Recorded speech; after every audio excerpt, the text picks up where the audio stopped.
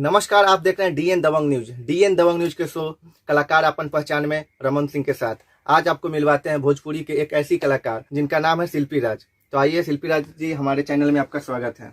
नमस्ते, प्रणाम।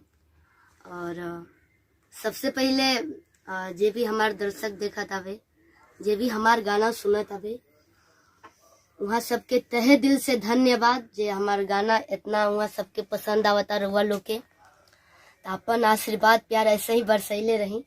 अच्छा शिल्पी जी, आपका एक गाना भी मार्केट में बहुत बज रहा है, डोलिया में ले जाई बता। तो हम चाहते हैं कि दर्शकों को सॉन्ग सुनाए। बिल्कुल सुनाते हैं।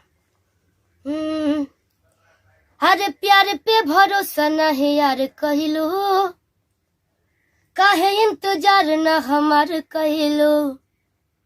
फिर मेरा लाइन है, ये अंकुश राजा भैया जी के साथ में गाना हुआ था कि हमारो तो पीछे बा घर परिवार, कब तले हमरा के राखी कुमार, तू तो कुछो न कर पहिबा, कि अब डोलिया में ले जाई भतार। सुना यही यार तू देखते है रह जाइबा, अब डोलिया में ले जाई भतार। सुना यही यार तू देखते है रह जाइबा। अच्छा ये बताइए, अभी मतलब आप कितना गाना गा चुके हैं अभी तो मुझे याद नहीं है, गिनती हम भूल गए हैं कि हम कितना गाना गा चुके हैं। मुझे हमारे दर्शकों से इतना प्यार आशीर्वाद मिला, हम कभी सोचे नहीं थे कि मुझे इतना गाना गाना पड़ेगा। और बहुत ही अभी मार्केट में सबसे अच्छा रिस्पांस मिला मेरा लीची वाले गाने का, जो कि हम प्रमोद भैया गाए हुए हैं उस गाने को। तो थोड़ा वो लीची वाला सॉन्ग सुना दीजिए दर्शकों को। ओके, जरूर सुनाएंगे। अरे ताजा ताजा फल रसदार बड़ुए, अब ही तो गरम बाजार बड़ुए। ताजा ताजा फल रसदार बड़ुए, अब ही तो गरम बाजार बड़ुए।